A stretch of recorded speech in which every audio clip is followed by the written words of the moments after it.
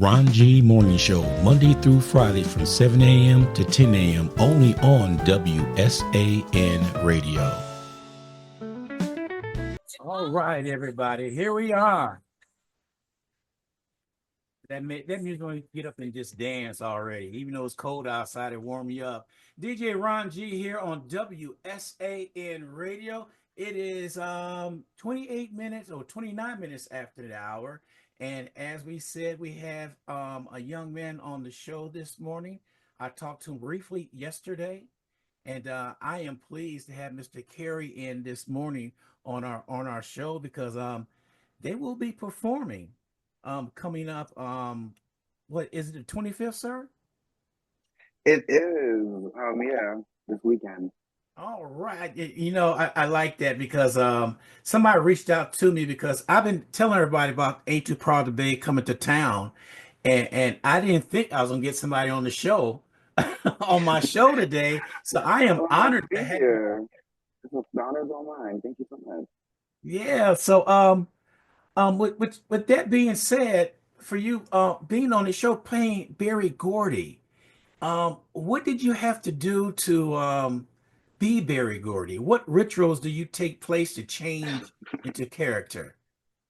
Honestly, lots of studying, interviews, studying Motown in general, and just the direction of the direction team has been so lovely to be able to assist me to get to a performance ready place.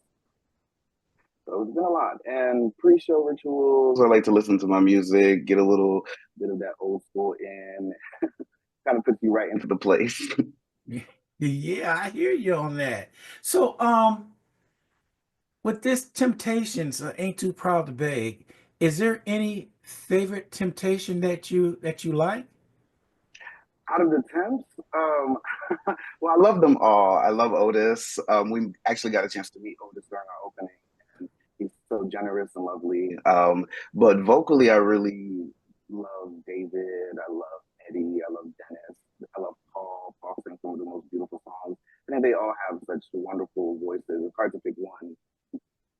Yeah, I know what you mean because we grew up with them because when Motown first came out, I was staying in a little town called Zion, Illinois. And my dad will put that on, and we called that cleanup music when Motown came on. Okay. If you heard Motown, your butt had to get up and go clean up. That's how I looked at it. My brother and sister may have looked at it different. That's how I see it. If I heard that, I know it's time to get up. So, what was the biggest challenge on stepping into the role of Berry Gordy? Because if I'm right, he worked the assembly line, making cars, and he sort of did Motown the same way, like a assembly line. It did Yeah. you look up on that how he transferred building cars to making music? Yeah, so Barry is just a genius, honestly, if you really think about it. And the way he did it was just to make sure that it was a big family. So they were all involved in almost every single aspect of what they were doing. And so he built this. I think I want to say he bought like a bunch of houses on the same block and then sort of made it like, okay, this is the studio. This is where you're going to rehearse. This is where you're going to cut albums. And I think it's such an amazing thing to say, that he was able to cultivate such a large empire within the time frame, especially being a black man. So he definitely used his genius to be able to cultivate and revolutionize the music industry. Yeah, because it was one segment that I read up on that they didn't have the stuff they have near to make sound effects. They got garbage can Oh chains, keychains. yeah.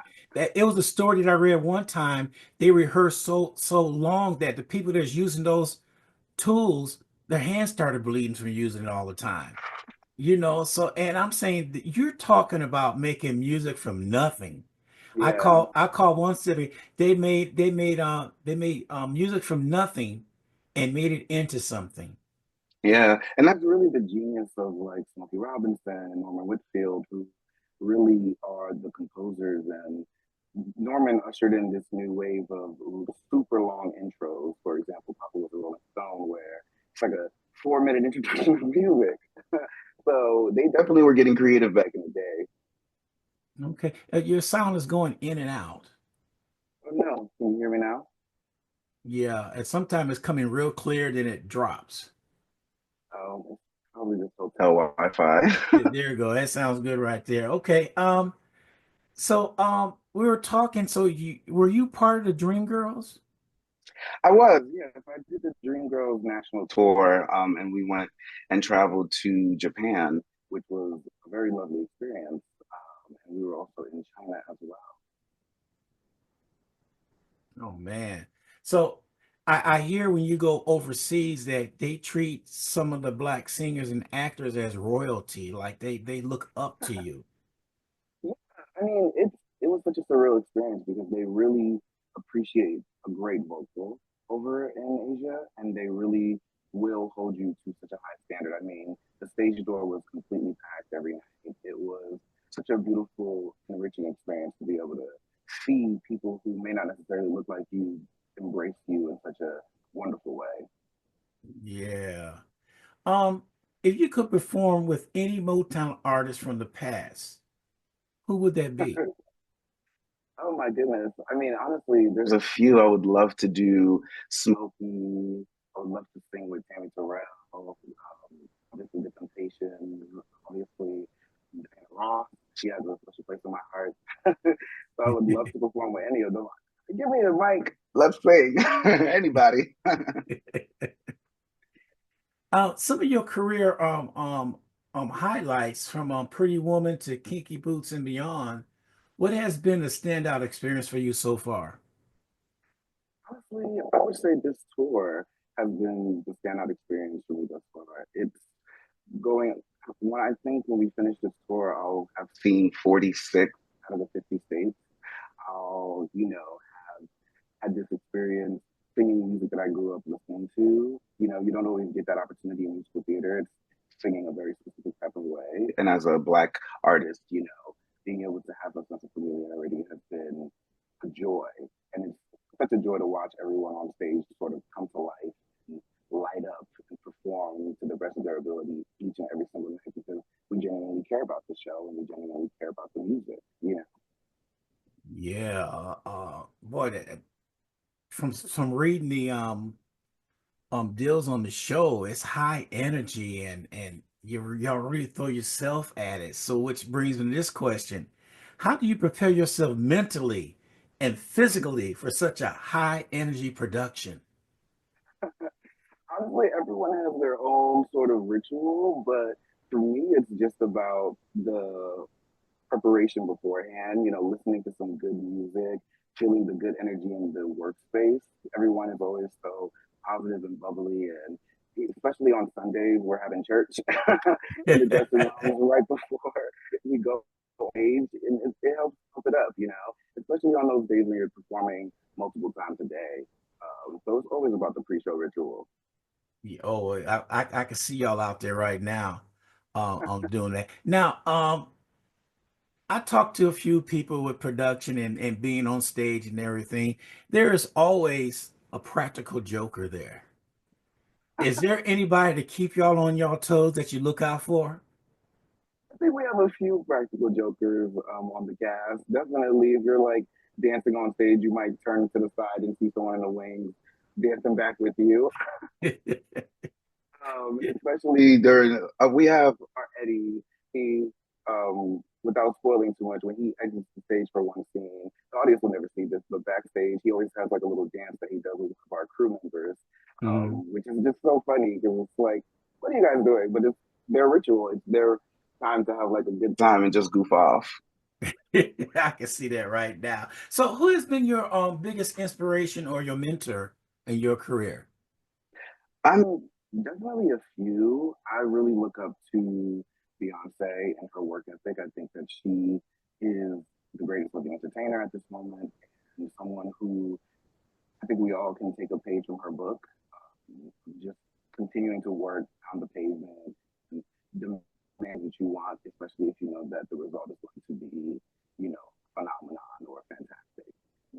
To continue to just outbeat yourself and don't worry about any of the other sort of like things that are going on, all the noise with, charts or such and such, the things that we can get wrapped into. Are you making the art that is for you, that makes you happy? Yeah, yeah. Well, I ask this question to almost everybody. Being a DJ, um, I get energized from the crowd because you play a certain song and the crowd is up and going. Just like being a DJ, you have to read your crowd and Yeah, knowing what to play, what not to play. But when people come to see you, they already know what they're going to get. But how do you feed it? The energy off the crowd that they give you when you're out to perform, that does it like surprise, wow, and they do things, and do you feed off that energy from the crowd?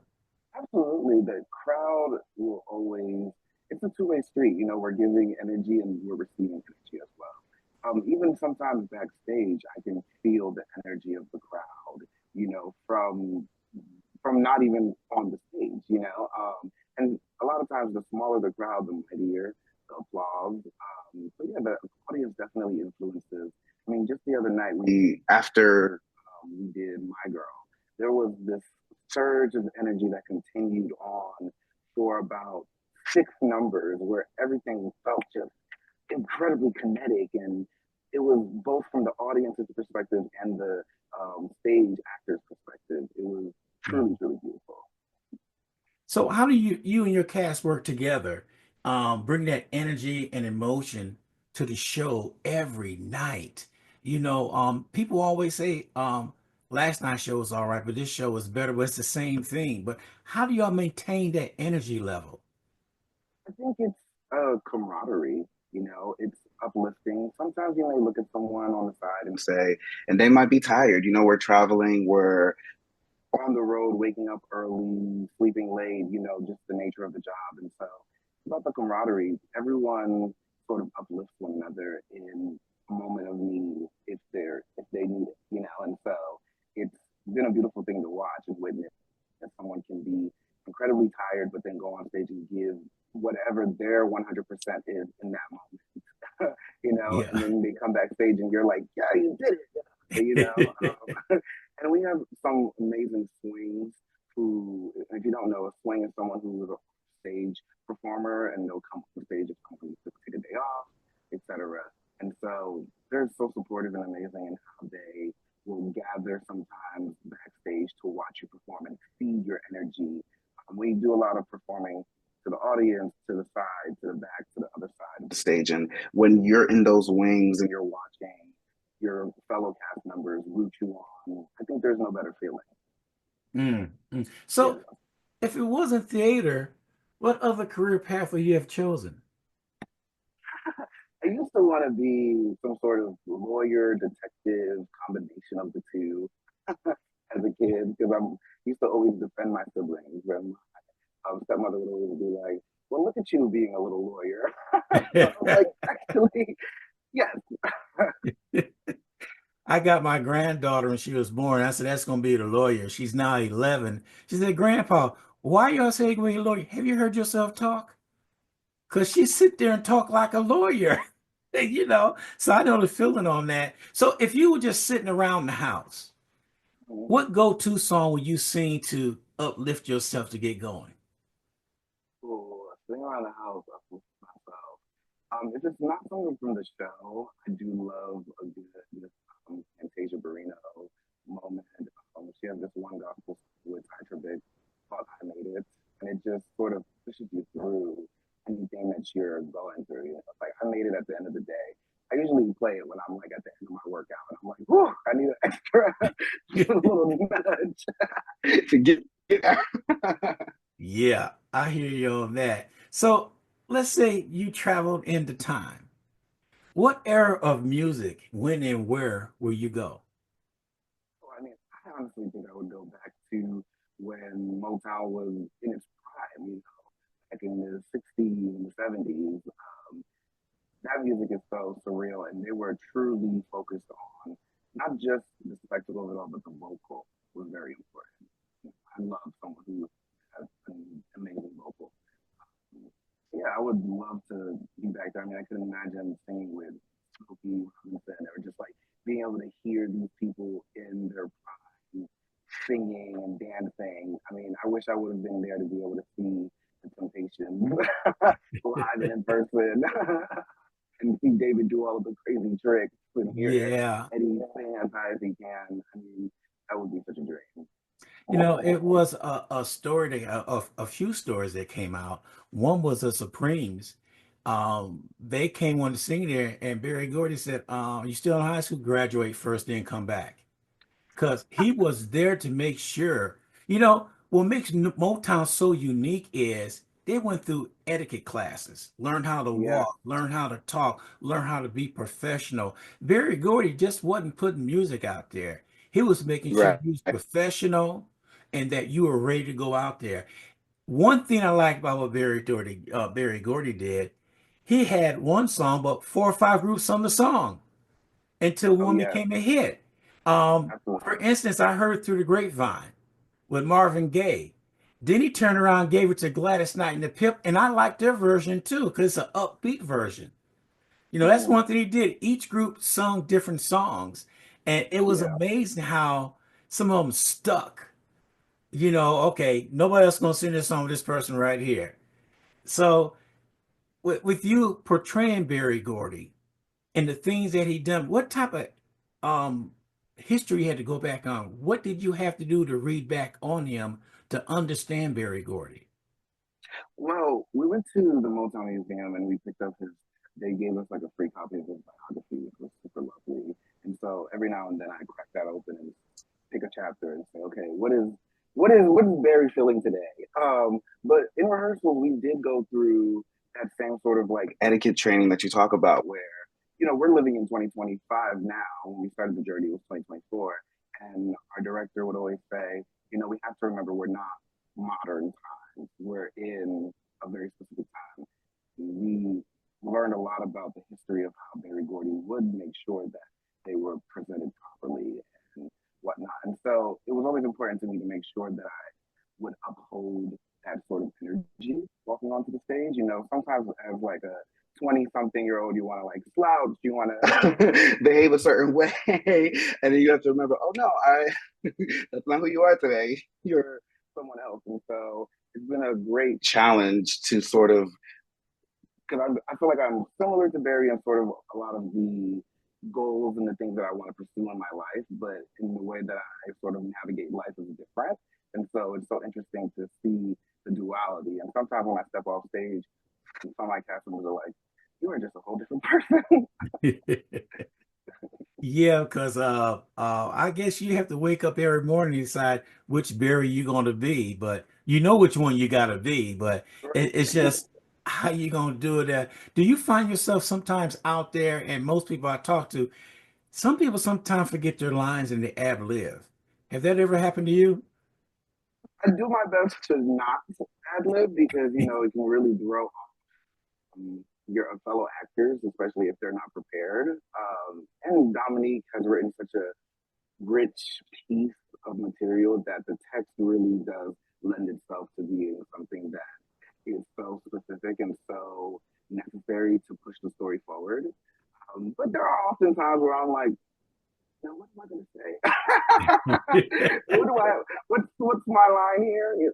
Yeah. You're performing. We're 90 something performances deep right now into the tour, and so I would be completely false if I said, every now and then I'm not like, what's my line? Yeah, I can see that. So let me ask you something. From your first performance with the Ain't Too Proud to Beg, from the first one to right now, how did you mature in the role from the beginning to now? Oh my goodness. I think very specifically speaks large chunks of text and large monologues, and sometimes that can be a bit intimidating. And so you try to. When I first was approaching the role, I was a little more subdued in my approach versus like now where I'm able to just have fun and play around with the text and really bounce off of my fellow actors and make new choices that are bold and exciting to me, and exciting to them. Whereas in the beginning it was very ABC, and that's sort of that Beyonce-ism of like always trying to top yourself and always trying to raise the bar just a little bit on your performance to see if you can do something different that doesn't necessarily that's still in the realm of the show and doesn't throw Yeah. anything off, but can add a little bit of a extra spice to a scene. Mm. So with that being said, y'all perform what 2 days here in San Antonio? Yes, Saturday and I want to say Saturday is one show and Sunday is two. Okay. So and what do y'all when you in San Antonio, where you leave from San Antonio, where do y'all go to after that? Oh Lord, where do we go after San Antonio? I think we're going to Missouri Okay. afterward. Yeah, all over. So how has it been traveling wise? Everything been good? Y'all anticipate when you go? So living that from city to city. Yeah, Um, I mean, how is the crowd from city to city? Are they energized, or is one more laid back and relaxed, and or what? it really depends. I'm surprised sometimes by the cities. And like I said, sometimes the smaller crowds are the ones that are giving the most energy. So it really depends. Obviously a Tuesday night crowd may be different from like a Saturday night crowd, but they still feed you something and they deserve the same amount of performance that you would give to a Saturday night, Friday night prime time crowd who's ready to party.